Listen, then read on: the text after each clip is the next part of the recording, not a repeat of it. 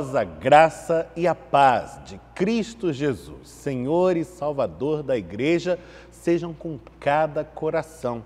Somos bem-vindos à presença do Senhor neste dia que Ele mesmo fez e estabeleceu para que nele tivéssemos um verdadeiro encontro com o Deus vivo. Estamos na presença do Pai Celestial para desfrutarmos de um tempo de graça, de edificação espiritual, que Ele mesmo providenciou para o nosso bem.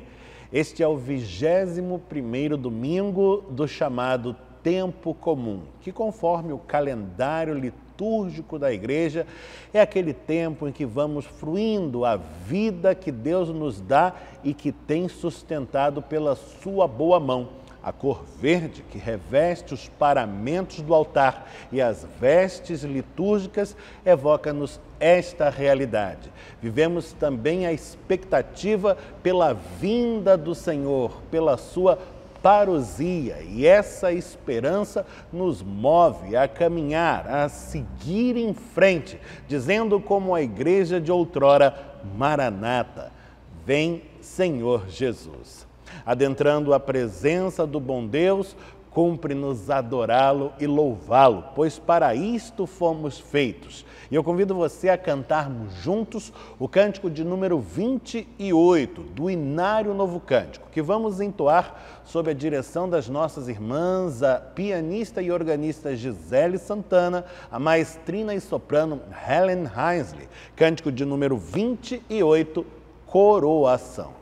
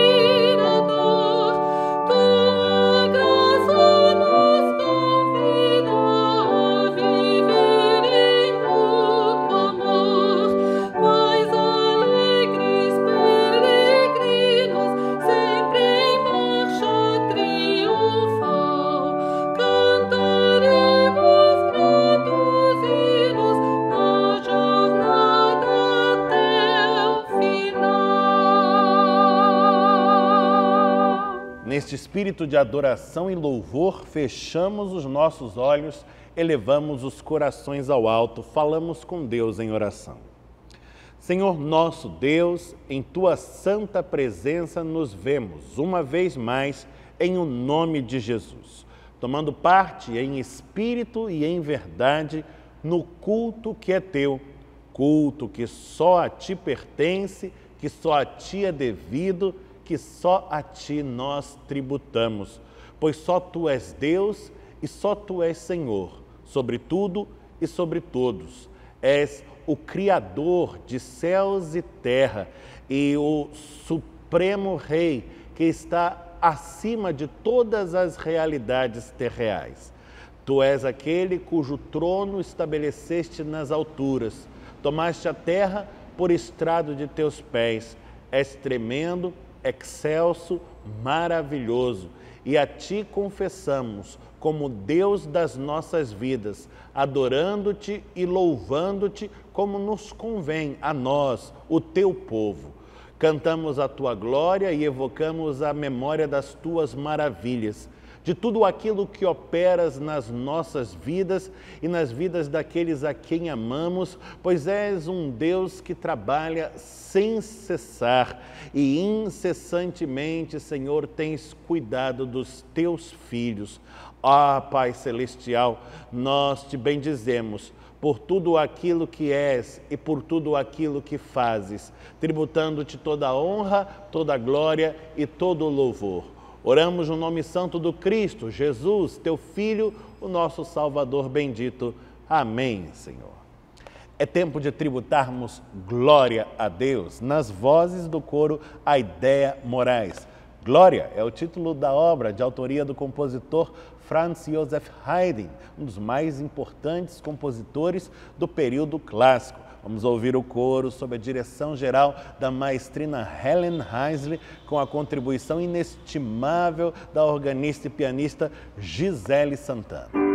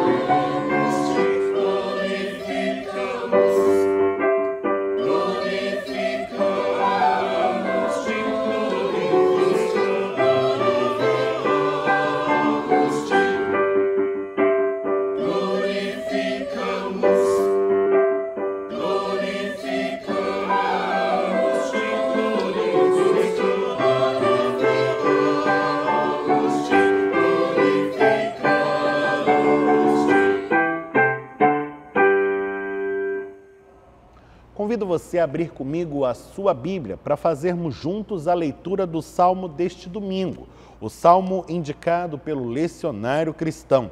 Para este 21º domingo do tempo comum, é o Salmo de número 124, um salmo muito conhecido da Igreja, muito caro à nossa tradição reformada. Estamos no Antigo Testamento, portanto, no livro dos Salmos, no Salmo de número 124, onde o salmista nos fala assim, onde desta forma nos fala a palavra de Deus. Não fosse o Senhor que esteve ao nosso lado, Israel que o diga. Não fosse o Senhor que esteve ao nosso lado, quando os homens se levantaram contra nós e nos teriam engolido vivos, quando a sua ira se acendeu contra nós. As águas nos teriam submergido e sobre a nossa alma teria passado a torrente. Águas impetuosas teriam passado sobre a nossa alma. Bendito o Senhor, que não nos deu por presa aos dentes deles. Salvou-se a nossa alma como um pássaro do laço dos passarinheiros. Quebrou-se o laço e nós nos vimos livres. O nosso socorro está em o nome do Senhor, Criador do céu e da terra. Amém. Bendito seja o Senhor pela sua santa palavra. O nosso socorro não vem de homens, não está em carros ou cavalos, nem na força do nosso braço. O nosso socorro vem do Senhor, o Criador dos céus e da terra, seu firme amparador. E a este Deus bendito nos volvemos agora nesta bendita hora de oração. Se você puder, onde está, convido você a dobrar os joelhos. Vamos guardar alguns instantes de silêncio, em contrição. Falaremos com Deus no íntimo dos nossos corações, apresentando-lhe a confissão dos nossos pecados, recebendo de suas dadivosas mãos renovo, graça, perdão que é sem par. Vamos apresentar-lhe também os nossos motivos de súplica e intercessão. É tempo de oração, é tempo de falar com Deus.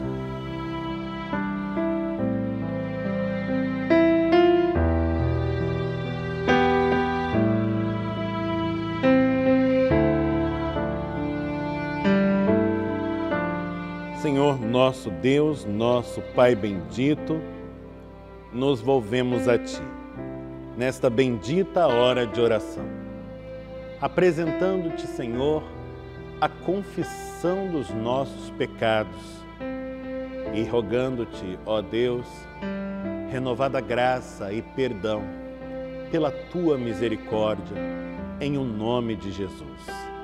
E bendizemos-te, ó Pai Celestial, Deus benigno, misericordioso e perdoador, pois o Teu Santo Espírito, que em nós habita, atesta aos nossos corações quanto à Tua graça, e por ela Te somos infinitamente gratos.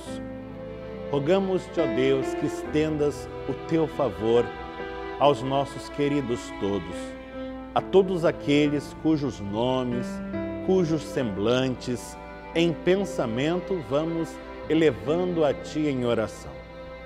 Derrama, Senhor, copiosas chuvas de bênçãos, como tanto Te agradas em fazer, e que tudo recebamos de Ti com corações cheios de gratidão e lábios transbordantes de louvor para contigo, ó Deus das nossas vidas, Deus da nossa salvação. Bendizemos-te, Senhor, na certeza da prece ouvida e respondida, pois feita com fé, e em o nome santo do Cristo, Jesus, Teu unigênito Filho, nosso Salvador bendito. Amém, Senhor. É certo que Deus ouve as nossas orações e envia resposta às nossas preces. Temos por certo que as orações que elevamos aos céus não são dispersas pelo vento, mas recolhidas no trono da graça do bom Deus, que sobre nós, o seu povo, tem derramado bênçãos que não se pode contar. É tempo de cantarmos glória ao Salvador. E vamos fazê-lo. Cântico de número 79 do Inário Novo Cântico, Glória ao Salvador. O entoamos, sendo nele dirigidos pelas nossas irmãs, a pianista e organista Gisele Santana, a maestrina e soprano Helen Heisley. Cantemos.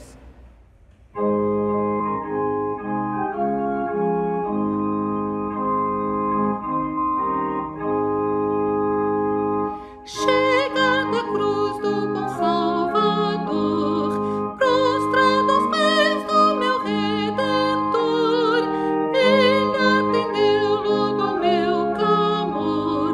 Glória ao Salvador, glória ao Salvador.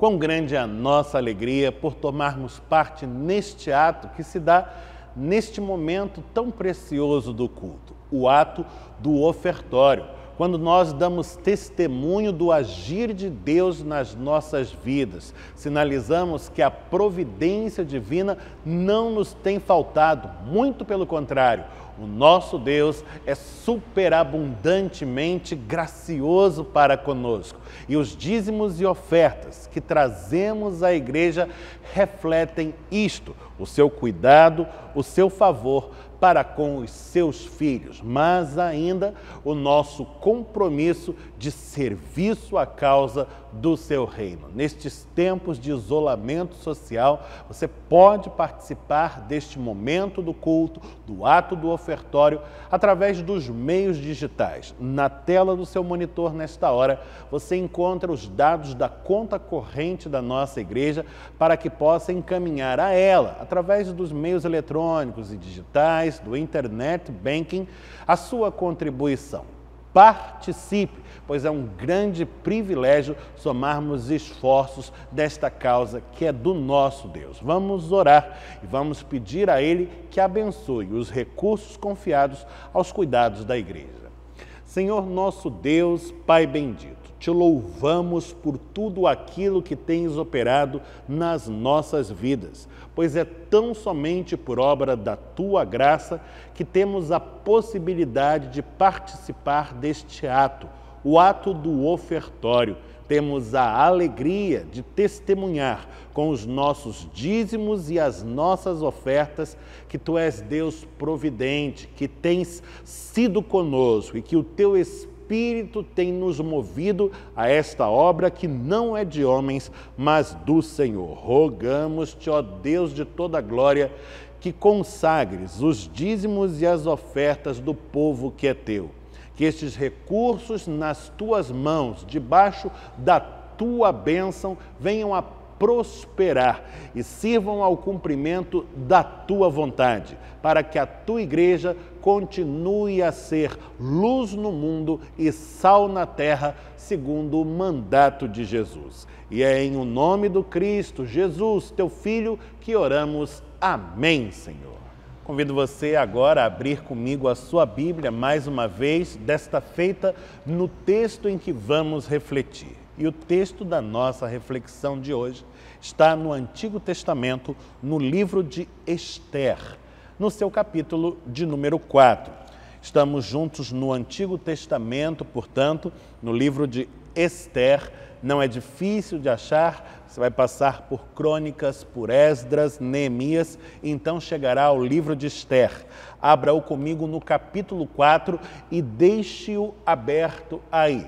Nós não vamos abordar o texto diretamente, mas eu quero preparar você para isto antes. Vamos conhecer um pouco do contexto da narrativa antes de nos determos sobre esta página sua em particular. Estamos, portanto, no Antigo Testamento, no livro de Ester, no capítulo 4, que você deixa aberto desde agora. Porém, primeiro, eu quero lhe contar um pouco dessa história. Naqueles dias, a Pérsia dominava o mundo, ou ao menos a maior parte do que poderíamos chamar de um mundo conhecido. Era o maior império que já havia surgido sobre a terra até então. E no topo desta enorme estrutura político, militar, cultural, estava a figura de um homem chamado Xerxes, conforme o registro histórico, mas conhecido no ambiente do povo da Bíblia por Assuero. E Assuero era um homem que exercia o seu domínio mormente por uso das forças de suas armas, uma vez que o exército persa era também o maior de todos os exércitos de que se ouvira falar até então. Um poderio bélico absolutamente assombroso. Disse que quando o exército persa marchava sobre as pontes elas ameaçavam ruir. Quando se debruçavam à beira dos rios para saciar a sede, eles baixavam até o solo.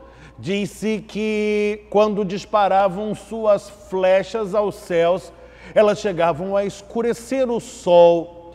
Muitos relatos e lendas são contados acerca do notável, fabuloso Império Persa e seu rei.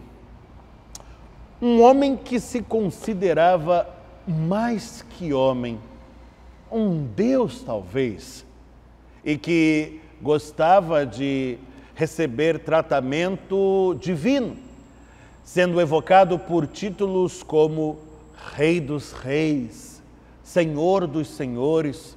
Ah, sim, títulos que na Escritura Sagrada vemos sendo dirigidos reservadamente ao Deus soberano e que aquele rei ousava evocar sobre si próprio.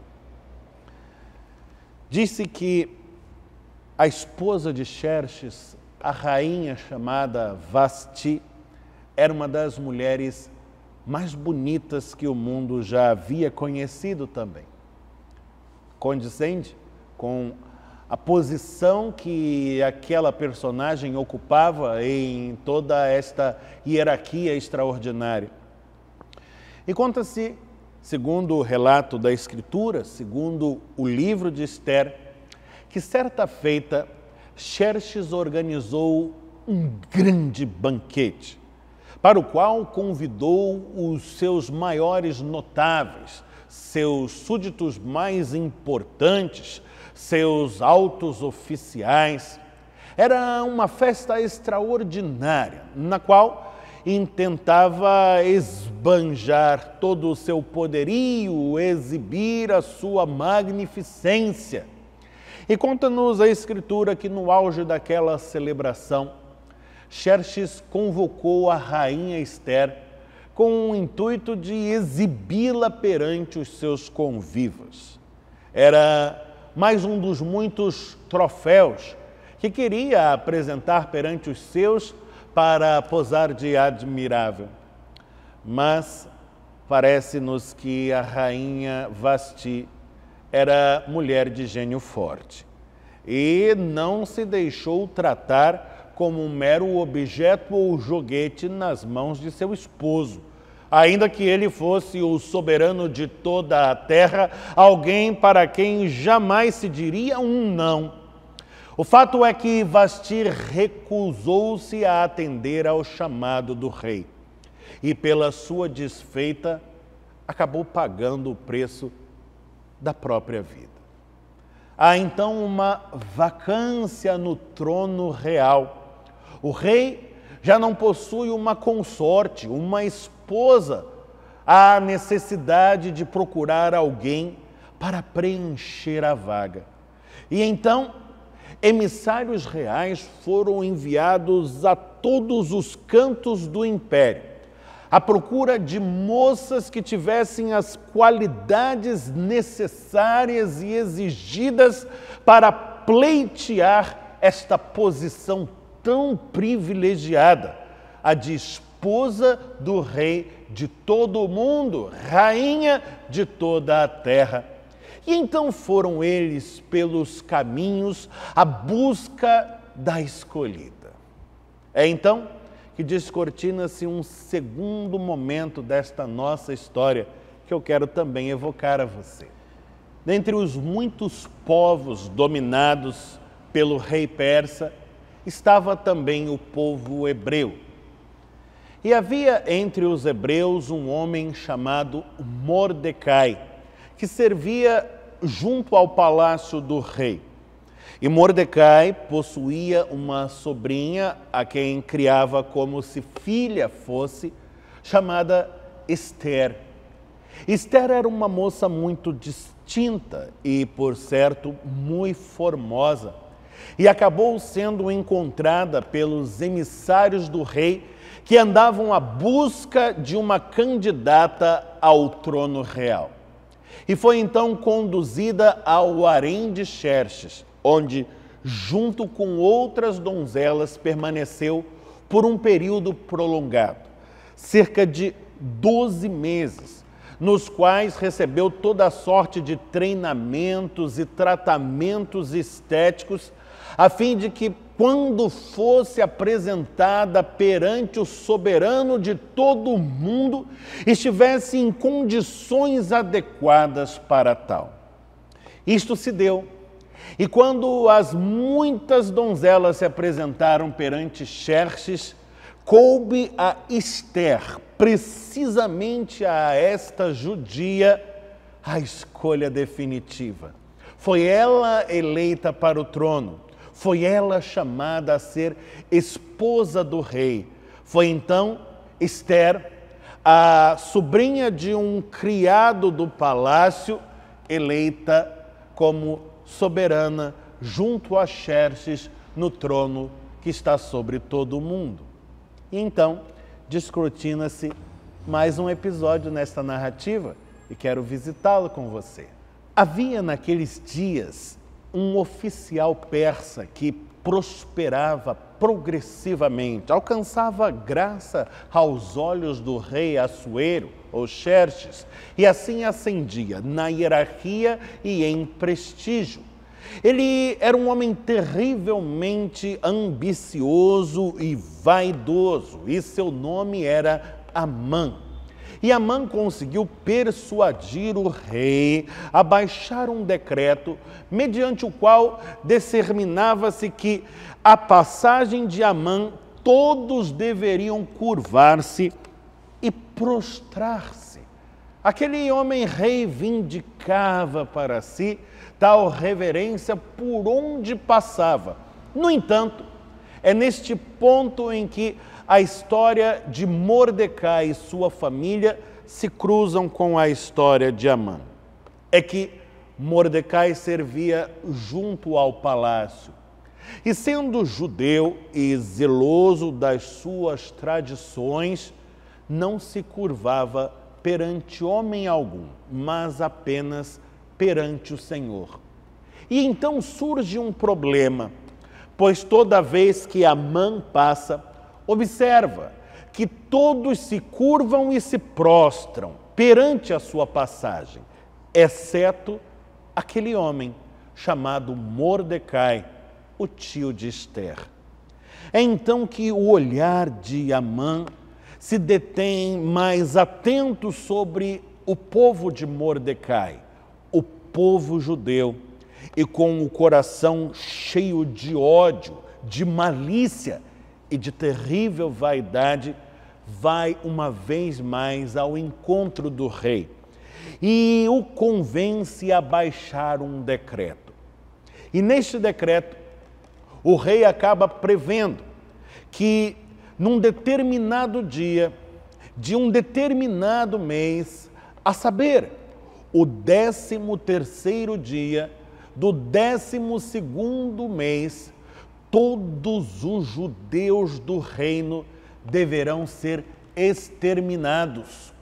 O argumento é que trata-se de um povo insubmisso às ordenanças reais, que prefere aos decretos do rei antes as suas próprias leis e os seus próprios costumes, recusando-se a tributar glória àqueles a quem a glória supostamente seria devida. E então os emissários reais partem pelos caminhos e vão fixando nas árvores, nos postes, nos muros, nas fachadas das casas e por todos os lugares a resolução que onde é recebida dissemina desgosto e profundo terror, pois há inclusive um prêmio a ser pago às expensas do tesouro real para aqueles que se empenharem no cumprimento da ordem fatal e com as suas próprias mãos ou com as suas próprias armas tomarem as vidas dos judeus naquele dia daquele mês determinado. É então que vamos nos debruçar finalmente sobre o capítulo de número 4 do livro de Ester, onde estamos vivenciando justamente este momento, o momento em que a ordenança real vai se espalhando e a notícia finalmente atinge a Mordecai. Convido você a voltar-se sobre a sua Bíblia nesta hora e a nos volvermos sobre o capítulo 4 do livro de Esther, a partir do versículo 1, onde se diz assim: Quando soube Mordecai tudo quanto se havia passado, rasgou as suas vestes, se cobriu de pano de saco e de cinza, e saindo pela cidade, clamou com grande e amargo clamor. O gesto de Mordecai é o gesto simbólico típico praticado pelo judeu piedoso quando se encontra em estado de miséria e grande aflição. Rasgar as vestes, cobrir-se de sina e pó, é uma maneira de simbolicamente representar a própria miséria e evocar intensamente a misericórdia divina. Mordecai sai assim, vestido e coberto de pó, clamando intensamente até as portas do palácio real. Porque, diz o verso 2, ninguém vestido de pano de saco podia entrar pelas portas do rei. E verso 3, em todas as províncias aonde chegava a palavra do rei e a sua lei, o seu terrível decreto de morte, havia entre os judeus grande luto, com jejum, e choro e lamentação, e muitos se deitavam em pano de saco e em cinza, seguindo o mesmo ato simbólico perpetrado por Mordecai. Então, diz o verso 4, vieram as servas de Esther, as criadas da rainha, e os eunucos, ou seja, os seus guardas, e fizeram-na saber o que estava passando. Imagine, seu tio Mordecai está do lado de fora do palácio, naquela situação tão degradante e estranha, certamente, aos olhos gentílicos. Com o que a rainha muito se doeu. Imagine a notícia de que seu tio, que a criara como se fora um pai, agora está ali, coberto de andrajos e vestido de pó. Ela mandou roupas para vestir a Mordecai e tirar-lhe o pano de saco, diz ainda o verso 4. Porém, ele não as aceitou. Esther não entende o que está acontecendo, não percebe que a atitude de Mordecai, seu tio, é uma atitude simbólica e intencional. Mordecai está vestido desta forma andrajosa e coberto de pó para refletir a angústia de seu interior e a miséria existencial que se acha por força das circunstâncias, de que lhe valerá utilizar roupas novas, estar bem vestido. Isto só vai maquiar o estado de coisas, mas não alterá-lo na sua essência. Essas roupas não lhe interessam, se isto é tudo que Esther tem para oferecer, de pouco lhe valerá. Então, verso 5, Esther chamou a Atá, um dos eunucos do rei, um dos guardas da rainha, que este lhe dera para a servir. Ele ordenou que fosse a seu tio Mordecai para saber o que era aquilo e o seu motivo. Saiu, pois, Atá à praça da cidade para encontrar-se com Mordecai à porta do rei, à porta do palácio. Mordecai lhe fez saber tudo quanto lhe tinha sucedido, como também a quantia certa da prata que Amã prometera pagar aos tesouros do rei pelo aniquilamento dos judeus. Também lhe deu o traslado do decreto escrito que se publicara em Susã para os destruir, para que o mostrasse a Esther e a fizesse saber, a fim de que fosse ter com o rei e lhe pedisse misericórdia, e na sua presença lhe suplicasse pelo povo dela. Tornou, pois, Atá e fez saber a Esther as palavras de Mordecai. Veja, Esther não está entendendo a situação e pede a um dos eunucos que vá ao encontro do seu tio e se informe com ele sobre o que se dá. Mordecai então conta ao eunuco acerca do decreto, acerca da maneira como esta notícia tem repercutido sobre o povo. Dá-lhe inclusive uma cópia do decreto. Não é difícil imaginar que a tenha arrancado de algum poste, árvore, muro, casa. Está aqui, leve a minha sobrinha, para que ela mesma possa ver e constatar a gravidade desta situação. Inclusive, a quantia certa do tesouro que seria pago como recompensa aos que matassem judeus estava ali informada. E então Mordecai enseja a sua sobrinha que fale com o rei, que vá ao seu encontro e lhe peça por misericórdia para com o seu povo. É uma proposta razoável. Estamos falando de Ester, que é uma judia, e que agora, por força das circunstâncias, ou antes, pela mão divina, está ao lado do rei Xerxes como sua esposa, sendo ela mesma a rainha de todo este reino.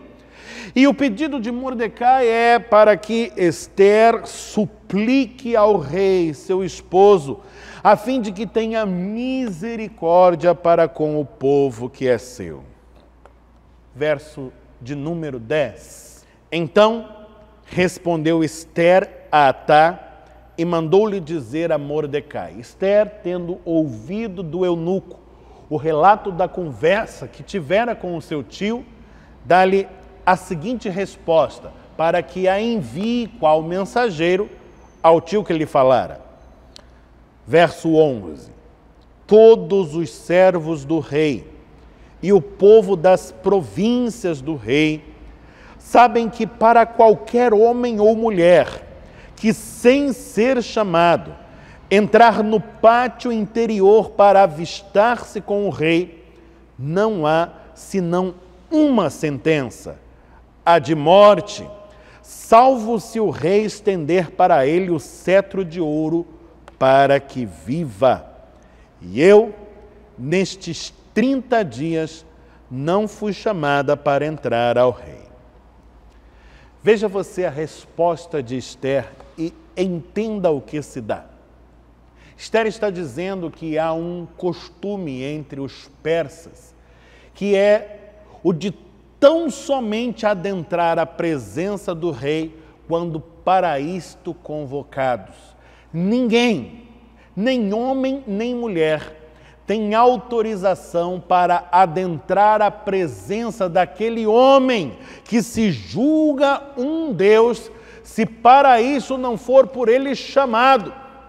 Aqueles que inadvertidamente arriscam adentrar a presença real sem convite, estão debaixo de pena terrível, a pena de morte, salvo o rei misericordiosamente estenda para o infeliz o seu cetro real de ouro, fazendo-lhe aceno para que viva.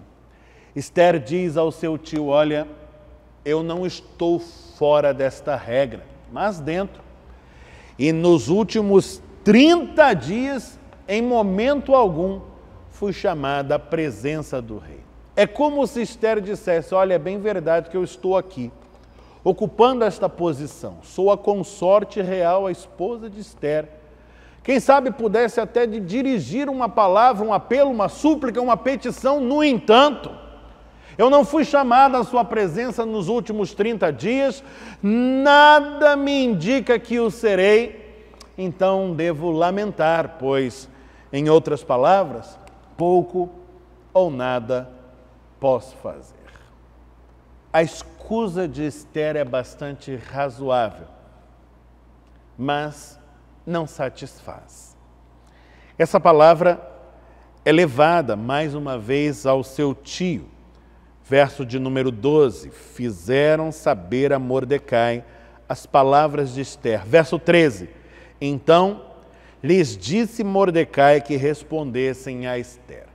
Veja você que na palavra do tio, uma palavra dura por certo, estará uma provocação que irá incomodar o coração de Esther e levá-la a uma tomada de decisão da maior importância.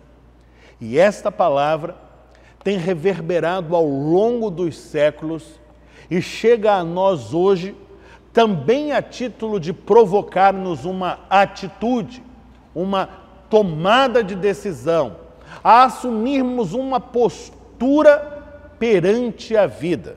Portanto, peço a você que neste ponto da nossa leitura e da nossa reflexão empenhe a sua máxima atenção no que é dito, pois, segundo o verso 13, então lhes disse Mordecai que respondessem a Esther.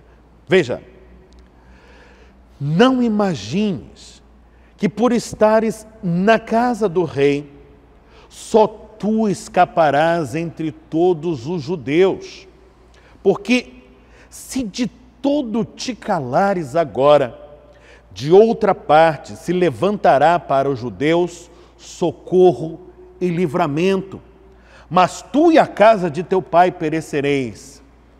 E quem sabe se para conjuntura como esta é que foste elevada a rainha. Quero sublinhar esta última frase, esta pergunta. E quem sabe se para conjuntura como esta é que foste elevada a rainha? É uma pergunta, mas uma pergunta retórica, uma pergunta que não espera resposta, mas que visa promover reflexão. O que Mordecai está dizendo é: olha, Esther, eu não tenho dúvida de que o nosso Deus é providente, de que o nosso Deus é salvador.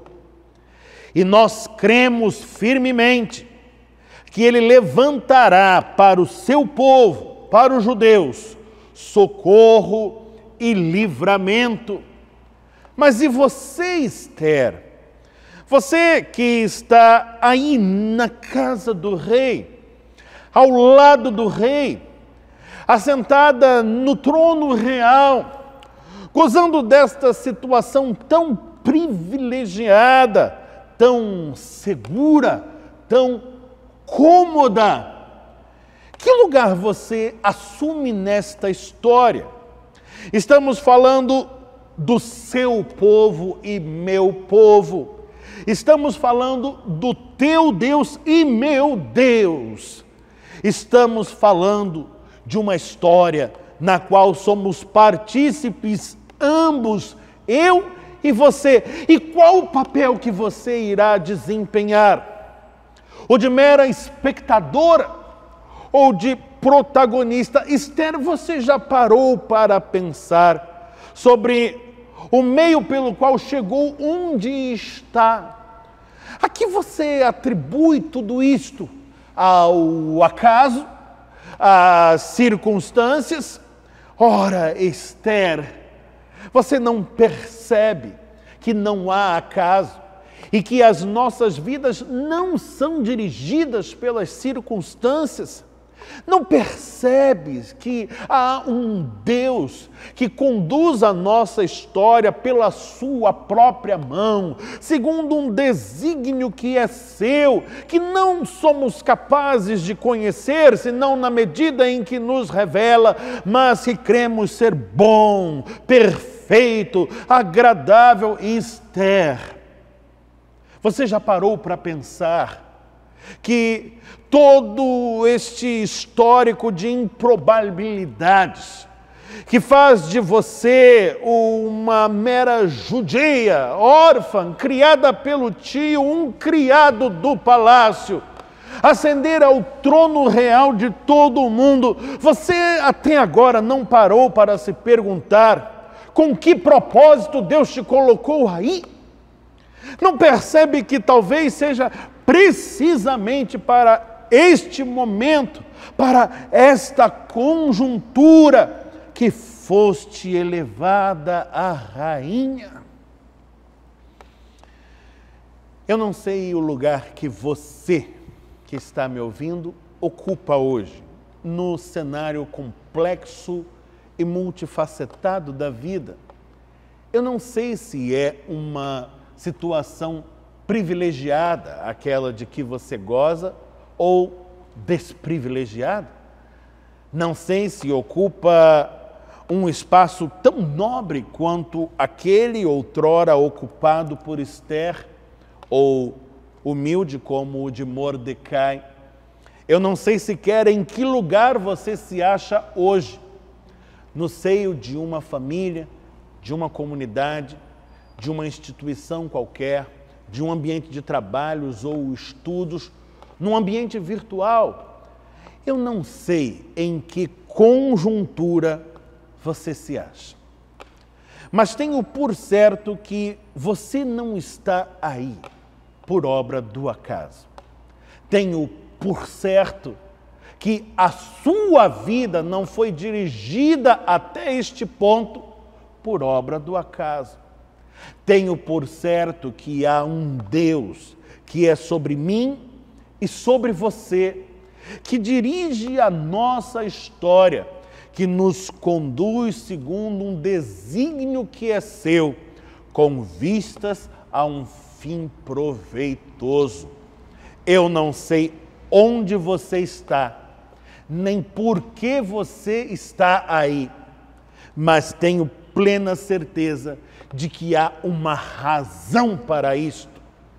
Talvez a sua situação seja angustiante como a de Mordecai, talvez seja confortável como parecia a de Esther, mas é certo que Deus pretende, através de você, realizar algo que esteja em consonância com o seu propósito, que é a promoção da vida, não da morte.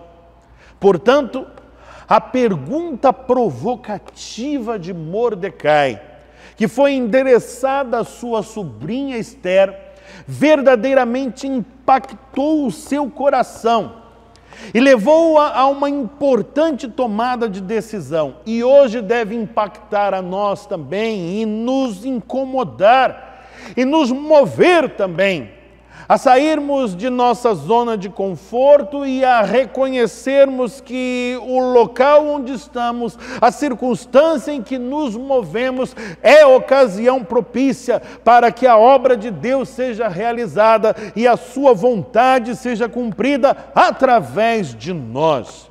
E eu quero convidar você a olhar para os últimos versos do capítulo 4, que nos dizem assim. Esther capítulo 4, verso 15. Então disse Esther que respondessem a Mordecai, seu tio: vai, ajunta a todos os judeus que se acharem em Suzã e jejuai por mim. E não comais, nem bebais por 3 dias, nem de noite, nem de dia. Eu e as minhas servas também jejuaremos. Depois irei ter com o rei, ainda que é contra a lei. Se perecer, pereci. E então se foi Mordecai e tudo fez segundo Esther lhe havia ordenado. Eu quero apreciar com você esta última porção do texto com muita atenção. Ela nos fala de uma tomada de decisão e nos fala de uma preparação espiritual. Sim, porque o jejum de Esther e o jejum a que ela conclama todo o seu povo reflete este desejo, o desejo de buscar em Deus a iluminação e a capacitação que somente nele podemos obter. Esther não está em busca de recursos humanos, de facilitações, de pessoas influentes que podem ajudá-la. Ela está buscando o Senhor. e ordena ao seu povo que faça o mesmo e busque ao Senhor, porque sabe que o papel que lhe cabe, cabe a ela e tão somente a ela lhe cabe. É ela quem deverá cumprir esta missão. É ela quem deverá ir perante o rei e suplicar-lhe para que mude o seu decreto. É ela quem deve desempenhar o papel principal e o protagonismo da história de sua própria vida. E Esther sabe que só terá condições de verdadeiramente assumir este posto e cumprir a missão que lhe compete se Deus for com o seu espírito e dirigir os seus passos rumo à vitória, que é certa em nome do Senhor.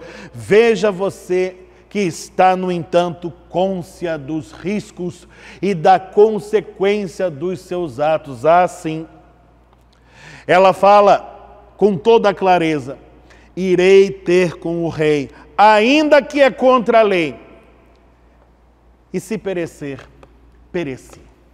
Esta declaração é fabulosa. Esther está dizendo: olha, eu entendi o que Deus quer para a minha vida, e eu vou cumprir a vontade de Deus na minha vida, porque sei que é para o bem, que é para a promoção do bem. Eu vou fazer aquilo que Deus propõe, e vou pela fé, porque eu sei que se tiver de pagar pelas consequências do meu ato, eu pagarei. Se perecer, pereci, mas perecerei com o Senhor.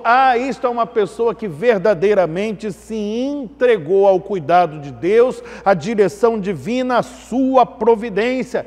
É como acontece com o apóstolo Paulo, que diz: olha, eu posso estar vivo, eu posso estar morto, para mim estar morto é até lucro, porque eu sou do Senhor. Se vivemos no Senhor, vivemos, se morremos no Senhor, morremos, somos do Senhor. É como Jesus, que diz: a minha vida não há quem possa tomar, eu é que voluntariamente a dou. É à luz destas palavras que vamos entendendo a amplitude da liberdade que nos propõe a Escritura e, sobremodo, o Evangelho. É à luz destas vivências que vamos entendendo o que Jesus quer dizer quando diz que, segundo a lógica do reino que é seu, na dinâmica do reino de Deus, quem se apega à própria vida perde a vida, a nulifica, a torna sem sentido, sem propósito, sem valor. Mas quem abre mão da própria vida, quem se doa por completo, este experimenta a vida verdadeira, plena, perenal. Isto já está transparente, manifesto na palavra, na declaração de Esther. Eu vou cumprir a vontade de Deus, eu vou estar na presença do rei, que seja contra a lei, pois antes importa obedecer a Deus que aos homens, e se perecer, pereci. Esther marcha em direção ao propósito que Deus tem traçado para a sua vida. E quando nós fazemos isso, nos abrimos para experimentar a grandeza do seu poder, pois Ele é conosco, Ele é fiel e Ele nos assegura em seu nome a vitória. E eu gostaria de contar para você o que acontece no desenrolar desta história nos momentos posteriores a essa decisão. Farei isso de uma maneira compacta e resumida, mas para que você perceba quão grande é o Deus que age nas nossas vidas, especialmente nas vidas daqueles que se entregam ao cumprimento da sua vontade, ao desígnio que é seu. O livro de Esther foi transmitido ao longo das gerações, foi traditado, por assim dizer, em duas versões.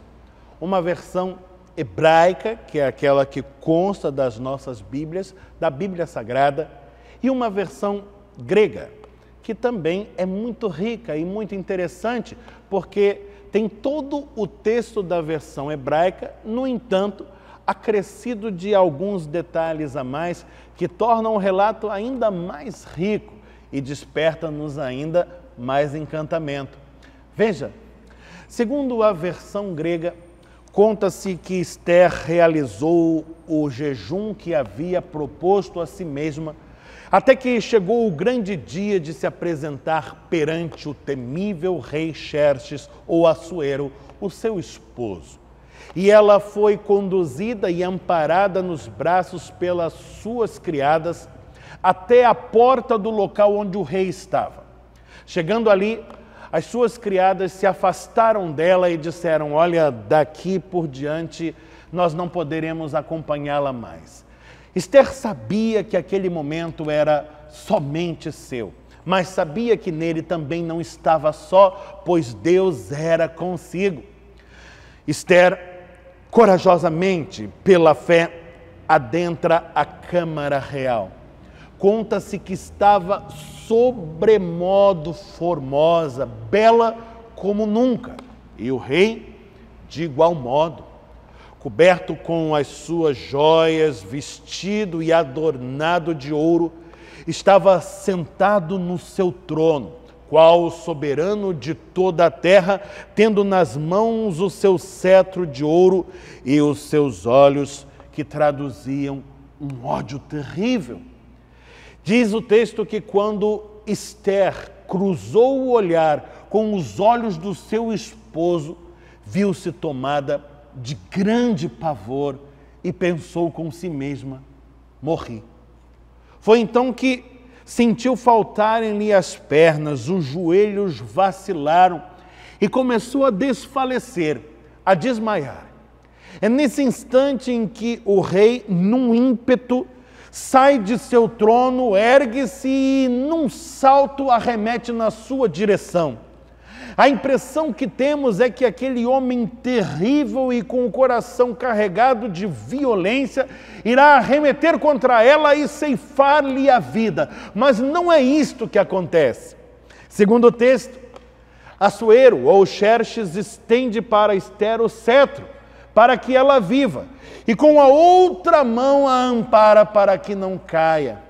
Olha-a nos olhos e com ternura lhe dirige a palavra, dizendo: Esther, o que tens, minha amada? Diga-me o que queres. Peça-me o que desejares e lhe será concedido, ainda que seja metade do meu reino.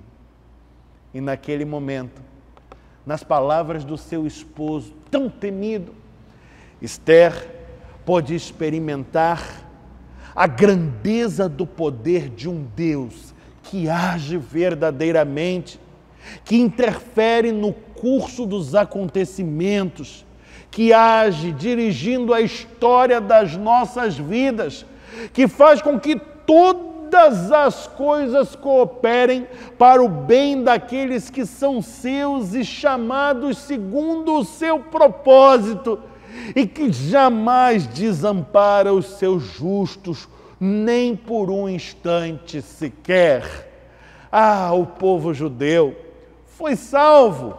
A misericórdia de Deus é celebrada até hoje na tradição judaica, na chamada festa de Purim. Mas e aquele personagem controverso, o ambicioso e vaidoso, o cruel oficial Amã? Que lhe sucedeu? Eu quero contar também para você, como um dado curioso em tudo isto. Amã tão certo estava de que iria punir os judeus e, de maneira muito simbólica, Mordecai, o tio de Esther, que lhe negara a adoração que julgava devida a si, Amã havia construído no quintal da sua casa uma forca de 50 côvados de altura. Você consegue imaginar isto? É a altura de um edifício moderno. A intenção dele era pendurar a Mordecai ali e fazer daquele objeto uma espécie de estandarte, para que servisse de exemplo, para que todos o temessem. No fim da história, o rei Assuero, o esposo de Esther, acaba pendurando o próprio Amã na forca que construíra, sem saber, para si. Cremos no poder de Deus, no agir de Deus, um Deus justo, misericordioso e salvador. E cremos que Ele hoje nos chama para sermos agentes seus, do seu reino, promovendo a sua mensagem e proclamando libertação. Nos lancemos à sua direção e que Deus nos abençoe, em nome de Jesus. Ao longo de todo este ano conciliar de 2020, por designação do Presbitério do Rio de Janeiro, estamos contando em nossa comunidade com a presença e a participação tão boa do nosso irmão candidato ao Sagrado Ministério, o seminarista Gerson Neto, que preparou uma palavra para dirigir a igreja neste dia e que vamos ouvir com atenção, pois ele nos fala da parte do Senhor. Ouçamo-lo. Bom dia, igreja, graça e paz da parte de Deus e do nosso Senhor Jesus Cristo. Evangelho segundo Mateus, no capítulo 14, nos conta um episódio muito conhecido da história de Jesus e dos discípulos. Os discípulos estavam atravessando o mar da Galileia num barco e o mar estava revolto. E de repente eles veem uma figura misteriosa andando sobre as águas. E rapidamente ela se identifica e diz: "Não temais, sou eu." É engraçado que às vezes nós nos encontramos com Jesus justamente no momento de mar revolto das nossas vidas. Tudo está dando errado, as coisas estão complicadas, e é aí que nós vemos uma figura andando sobre as águas. E Pedro toma uma atitude muito interessante, ele fala: "Se é mesmo tu, me chamas." E nós fazemos isso às vezes. Senhor, se o Senhor está mesmo comigo, se o Senhor realmente existe, se você olha por mim, me chama. Eu preciso sair daqui. E Jesus responde para Pedro: "Vem." E Pedro, no ato de coragem, anda sobre as águas, enfrenta o mar revolto. Mas aí a fé dele se abala. Ele duvida, ele começa a afundar. E no momento que ele está afundando, ele fala algo que é muito importante para as nossas vidas, que a gente precisa entender. Ele fala: "Salva-me, Senhor." No momento de dificuldade, a gente precisa de socorro. A gente precisa recorrer a quem pode nos salvar. E a resposta de Jesus é muito interessante, porque ele prontamente estende a sua mão. Jesus não estava longe de Pedro. Jesus não está longe da gente, de mim e de você. Ele está a ponto de estender a mão. Ele está à distância de um aperto de mão. E a gente precisa entender isso, que quando o mar está revolto, quando a fé vacila, quando nós afundamos, a gente precisa clamar por socorro, porque a mão de Jesus está sempre estendida para nos salvar e para nos resgatar. Que você entenda essa verdade e que você tenha uma semana abençoada, certo que o Senhor está de mão estendida para te resgatar e te ajudar. Que Deus te abençoe. O Conselho da Igreja tem a alegria de comunicar a todos que as obras de restauração e revitalização das fachadas do nosso santuário e corredores adjacentes já foram concluídas, para a glória do bom Deus e para a nossa alegria. Já é possível ver a diferença entre o que havia antes e o que há agora. Os corredores adjacentes ao templo foram trabalhados, a sua pintura refeita, o reboco reparado, também as laterais do templo foram tratadas, inclusive as suas portas de madeira receberam novo verniz, os beirais das janelas foram reparados, pois estavam danificados, os gradis, os portões, o portão de ferro principal que dá entrada à nossa igreja, a fachada frontal do santuário, toda a nossa torre, inclusive o seu patamar mais elevado, onde está a cruz, e ainda a sua parte interna, os telhados do nosso santuário e também os telhados adjacentes à torre, e ainda as suas calhas receberam tratamento, nova manta impermeabilizante, tudo foi cuidado para que a igreja esteja assim impecável, pronta para a acolhida do povo de Deus que a ela virá para celebrar em tempo oportuno, mas também para o testemunho perante todos aqueles que passam pela frente da nossa comunidade acerca do que Deus significa nas nossas vidas.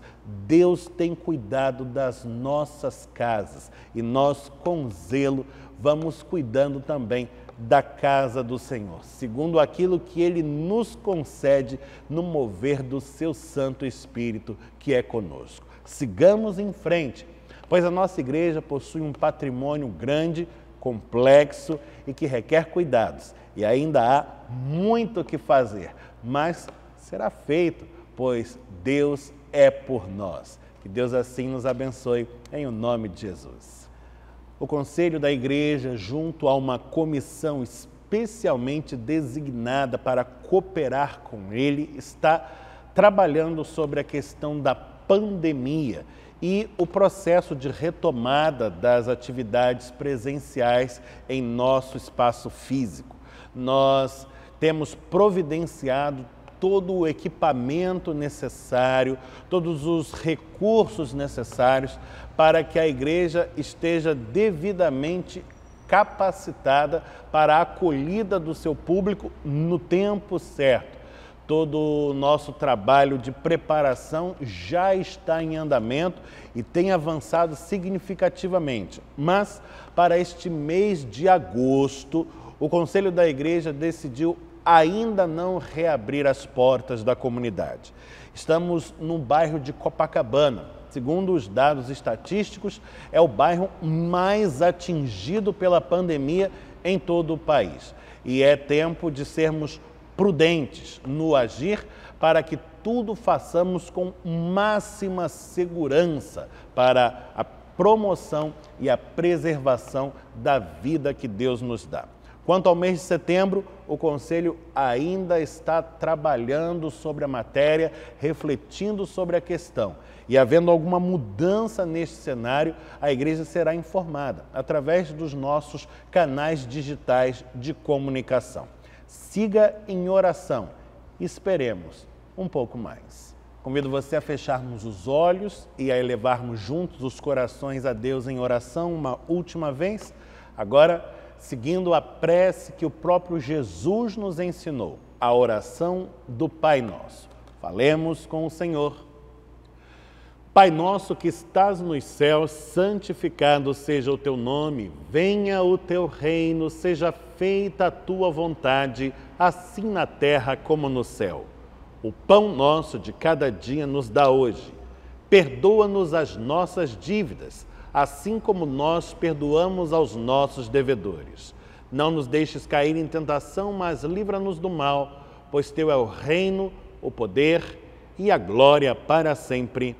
Amém. Recebei a bênção do Senhor, que o Senhor te abençoe e te guarde, que o Senhor faça resplandecer o rosto sobre ti e tenha misericórdia de ti, que o Senhor sobre ti levante o rosto e te dê paz, que a graça de nosso Senhor e Salvador Jesus Cristo, o amor de Deus o Pai e a comunhão do Espírito Santo permaneçam sobre todos, hoje e eternamente. Amém.